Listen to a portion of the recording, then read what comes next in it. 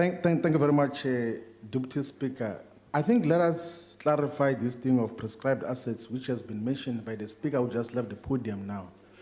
The reality is that all white people in South Africa are beneficiaries of prescribed assets by the apartheid government, which had channeled all pensions to benefit the white minorities.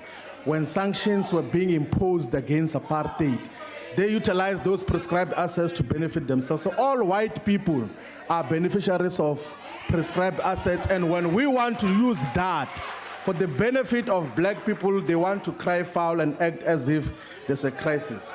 Now, coming back to the topic. Order, honorable members, order. Coming back to the topic now, Commander-in-Chief of the Economic Emancipation Movement, the Ministry and Department of Trade and Industries is one of the most dependable colonial administrators in post-1994 setup. So whatever they do, whether it's industrial policy or trade policy or issues that deal with tax avoidance, what they seek to achieve is to protect the white minority economic control of South Africa. So the Minister of Trade and Industry comes here to have some neo-colonial exuberance in speaking about our new colonial status in the so-called New Deal with Britain or the UK in general. The reality is that there won't be anything fundamentally shifting in terms of the colonial status that South Africa occupies in its trade relationship with the United Kingdom. So what that trade relationship will do is to continue to benefit the minority white agricultural practitioners and the European companies that are invested in the manufacturing sector. So it is to say that now that the ultra-nationalists in the UK have relinquished their pan-continental project by voting to leave the European Economic Community, South Africa goes to beg that please don't affect the white minority controllers of the economy in South Africa. Allow them access to continue exporting goods and services in terms of what should happen. Let us tell you a simple story about the companies that are listed in the London Stock Exchange that do business here in South Africa. One is that majority of them are incorporated in the tax havens, in the British Islands, in Cayman Island, in Guernsey, in Bermuda, in Cayman Islands. That is the reality of these companies. And they control more than 1 million square kilometers of land in sub-Saharan Africa. That is 4 times the size of the United Kingdom. So these are the companies that we are seeking to protect. So they come here, they are British companies, they are listed in the London Stock Exchange. And then when they export goods and services and products to the UK, we say that those are South African exports.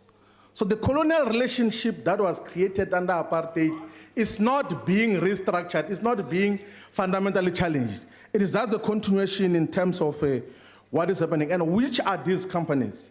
It's Anglo-American, which basically has owned South Africa for a very long time. It's London Mine, Lonmin, which together with the ANC government killed workers in Marikana in 2012.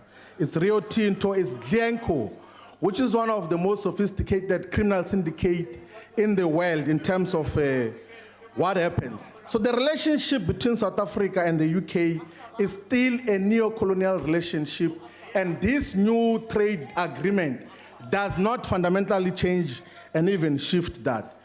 If you check the basket of the things that we export to the UK, it's semi-processed and raw materials in most instances.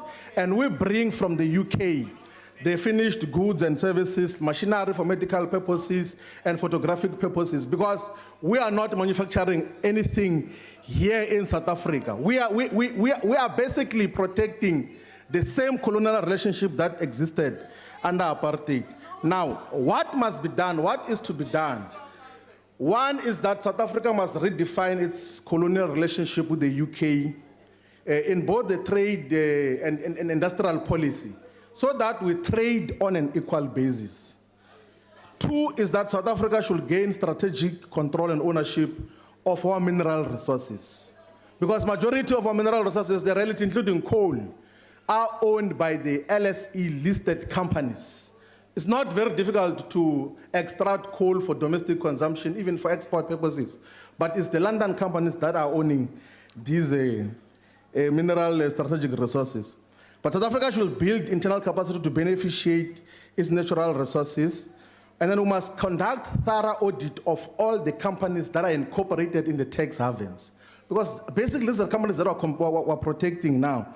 And we must build proper domestic capacity to drive industrial expansion and stop this thing of giving billions of rands in subsidies to European companies that come here and then when they export back to their home countries, we claim that these are South African exports. So this excitement, the neo-colonial exuberance of the Minister of Trade and Industry does not fundamentally shift the economic basis of South Africa. It is just to protect white economic interest, and that is what has to be dealt with. And that can only be achieved by removing the neo-colonial ANC from power, because it looks like they have not divorced themselves from the earlier years of 1912 of sending deputations and petitions to the Queen in England to ask for space in the colonial table. Thank you very much.